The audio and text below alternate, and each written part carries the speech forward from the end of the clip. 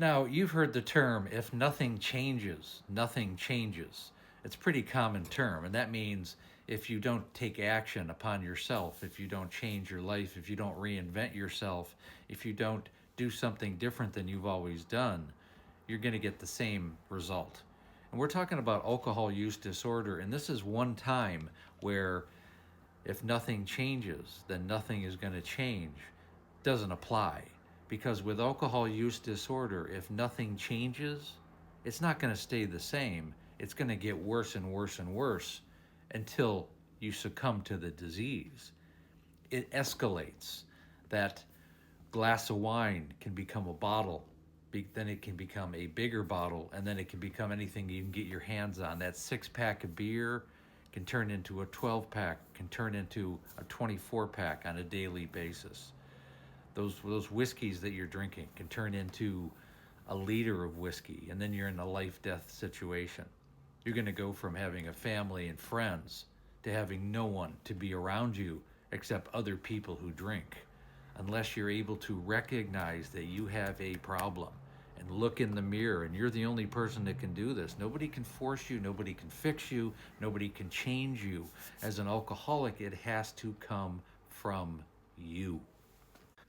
Now, as an alcoholic, you can hide your bottles and cans. You can hide them underneath the furniture. You can, put them in the back of the water tank in the toilet. You can have your little bottle right there. You can hide them behind bookshelves or in the rafters or in the gutters or underneath the seats of your car. You can throw your garbage in the neighbors so that the people you live with aren't able to see your bottles and cans.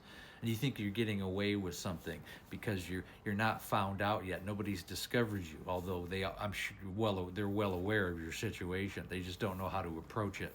The only person you're lying to is yourself. The only person you're harming is yourself as an alcoholic. On the surface, in reality, you're harming everybody in your life. You're harming your parents. You're harming your spouse, your girlfriend, your boyfriend, any relationship you're in. Is going to be dissolved because of the drinking. If it's not going to be dissolved, it's going to be seriously injured, and depending on whether or not how long the people are going to stay around, it's just a matter of when, not if.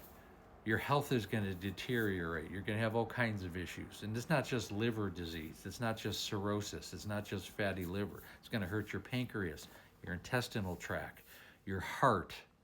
There's so much stress on the body, especially if you're binge drinking. In the later stages, you're going to have to worry about wet brain, which is Wernicke-Korsakoff. It's going to cause you forms of dementia, all kinds of issues. Weight gain. It's going to affect your skin, premature aging. It's going to get worse. It's not going to get better until you can look in the mirror and realize, why am I drinking? Did I grow up in an environment of drinking? Did I grow up having trauma, or was there toxicity in my family as a child?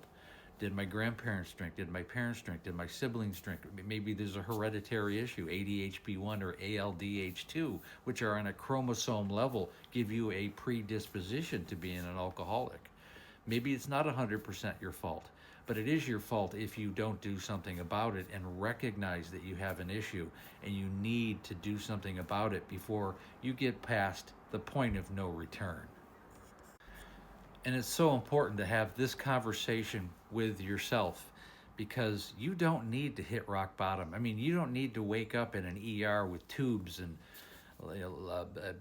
machines that keep you alive. You don't need to get to that point. You don't need to wake up in jail, okay, after running somebody over in the streets because you were drunk and you just threw your life away. That doesn't need to be your rock bottom. You don't need to wake up on a park bench and a police officer wakes up because you're passed out and you get arrested for vagrancy or some other stupid thing.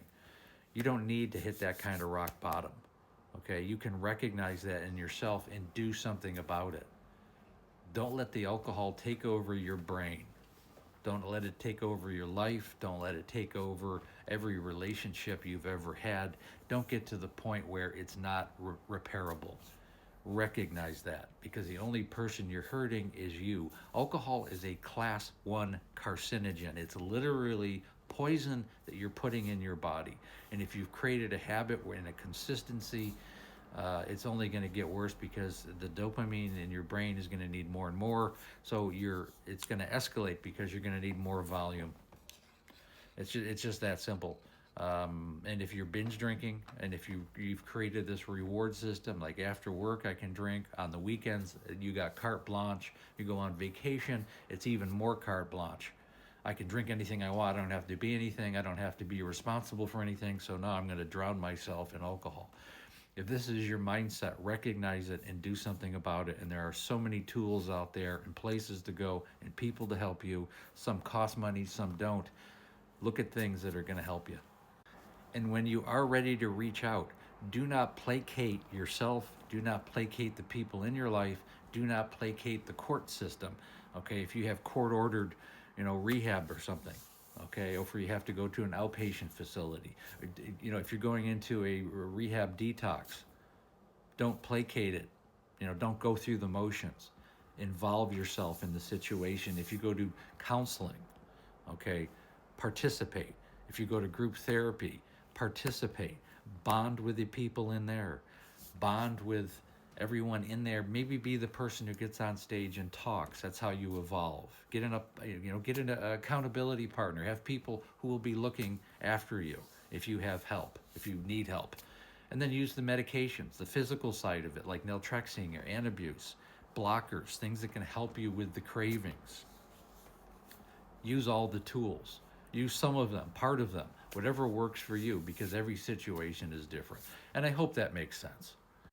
The most important thing is you need to reinvent yourself. You're going to need to be around different people, different places, and you need to do different activities, physical activity, creative activity. You need to, rebuild your relationships and reinvent yourself. If you need to move to a different part of the world, do that.